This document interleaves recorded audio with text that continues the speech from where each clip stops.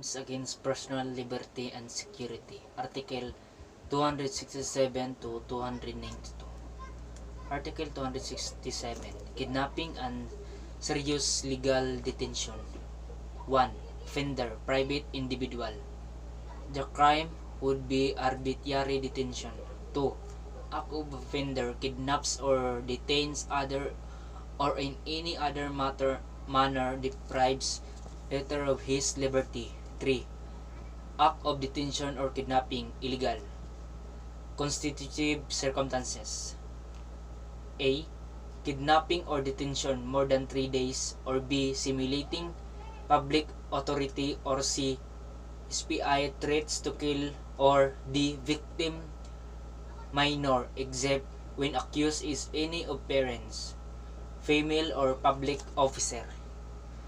Illegal detention and arbitrary detention. Illegal detention, private individual, committed by public individual. Arbitrary detention, committed by public officer. Illegal detention, manner of commission. 1.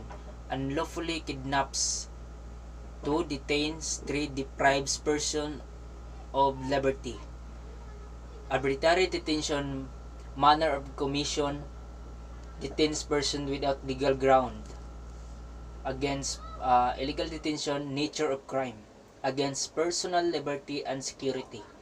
Arbitrary detention, nature of crime against fundamental law of state. Article 268, slight illegal detention. Offender. PI.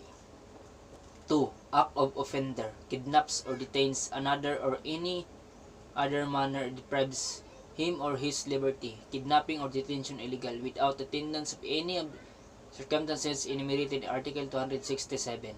Article 269, unlawful arrest. Number 1. Offender arrests or detains another person. Number 2. Purpose of offender to deliver him to proper authorities to file charges in court. Number 3. Arrest or detention not authorized by law or no reasonable ground. Article 272. Slavery. Number 1. Offender purchases, sells, kidnaps, or detains human being. Number 2. Purpose of offender to enslave such human being. Number 3.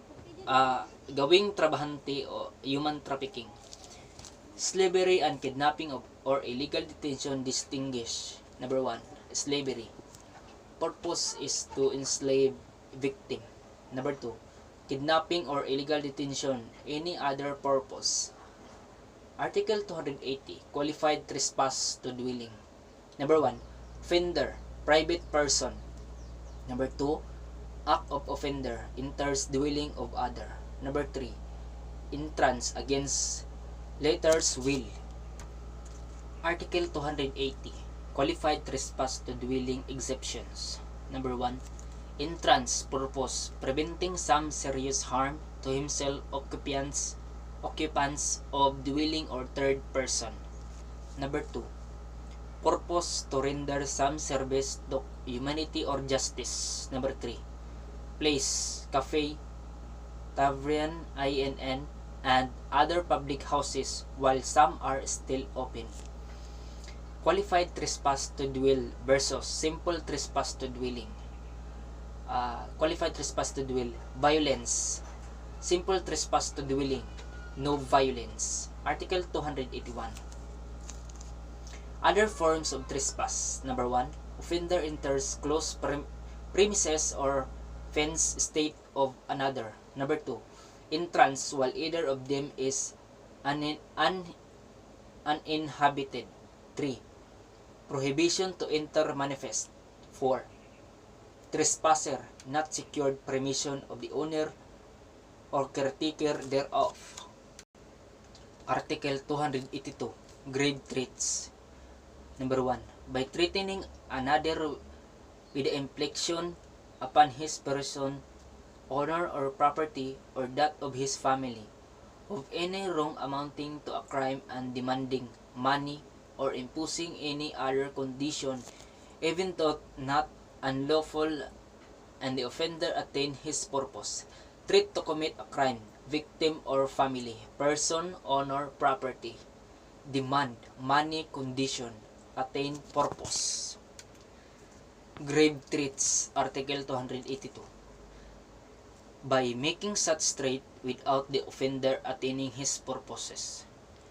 Pananakot na gumawa ng krimen laban sa biktima o kanyang pamilya, at ito ay sa kanyang pagkatao o sa pagkatao ng kanyang pamilya. Hindi nakamit ang kanyang mithiin. By threatening another with the infliction upon his person, honor, or property, or that of his family, of any wrong amounting to a crime, the threat not being subject to a condition, walang hinihinging pera. 1. A. Threat to commit a crime, victim, any of his family are person, honor, property. B. Demand, money, condition. C. Attain his purpose. A. Threat, B. Demand, and C. There's no. 3. Threat lang ang meron. Ang B at C ay wala. Light threats, Article 283. That the offender makes a threat to commit a wrong. Number 2. That the wrong does not constitute a crime. Number 3. That there is a demand for money or that other condition is imposed even though not lawful. Number 4. That the offender has attained or not attained his purpose. Other light threats, Article 285. Number 1. By threatening another with a weapon or by drawing such weapon in a quarrel unless it be in lawful self-defense. Number 2. By orally threatening another in the heat of anger with some harm constituting a crime without persisting in idea involved in his threat. Bunga ng init ng ulo lamang. Number 3. By orally threatening to do another any harm not constituting a felony. Grave coercion, Article 286. By preventing another by means of violence, threats, or intimidation from doing something not prohibited by law. When you say preventing, pigilan, violence, intimidation, or threats. Number 2. By compelling another by means of violence, threats, or intimidation to do something against his will, whether it be right or wrong. Compelling, it means pwersahin o pilitin. Elements. That the offender prevented another from doing something not prohibited by law or that he compelled him to do something against his will, be it right or wrong. Number 2. That the prevention or compulsion be affected by violence, threats, or intimidation. Number 3. That the person that restrained the will and liberty of other had not the authority of law or the right to do so, or in other words, that the restraint shall not be made under authority of law or in the exercise of lawful right. Coercion distinguished from illegal detention. Illegal detention requires actual confinement or restraint of the person. Light coercions. Article 287. Number 1. That the offender must have a creditor or debtor. Creditor, it means nagpapautang. Debtor, nangutang. Number 2. That he seizes anything belonging to his debtor. Number 3. That the seizure of the thing be accomplished by means of violence or a display of material force producing intimidation. Number 4. That the purpose of the offender is to apply the same to the payment of the debt. Other similar coercions, Article 288. Number 1. By forcing or compelling directly or indirectly or knowingly permitting the forcing or compelling of the laborer or employee of the offender to purchase merchandise or commodities of any kind. nagpumilit na bumili sa kanyang merchandise. A. That the person is any person, agent, or officer of any association or corporation. B. That he or such firm or corporation has employed laborers or employees. C. That he forces or compels directly or indirectly or knowingly permits to be forced or compelled any of his or its laborer or employees to purchase merchandise or commodities of any kind from him or from said firm or corporation. Number 2. By paying wage due his laborer or employee by means of tokens or objects other than the legal tender currency of the Philippines, unless expressly requested by such laborer or employee. Instead, na pera ang ibayad, ang mga dilata at iba pa ang kanyang ibinayad. A. That the offender pays the wages due laborer or employee employed by him by means of tokens or objects. B. That those tokens or objects are other than the legal tender currency of the Philippines, other than or it means not. C.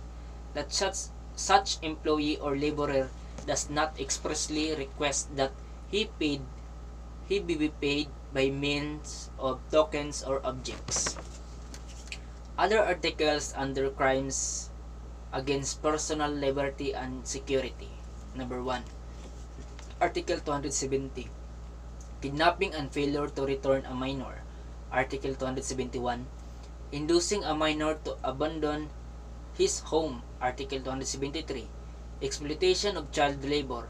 Article 274. Services rendered under compulsion in payment of DIB.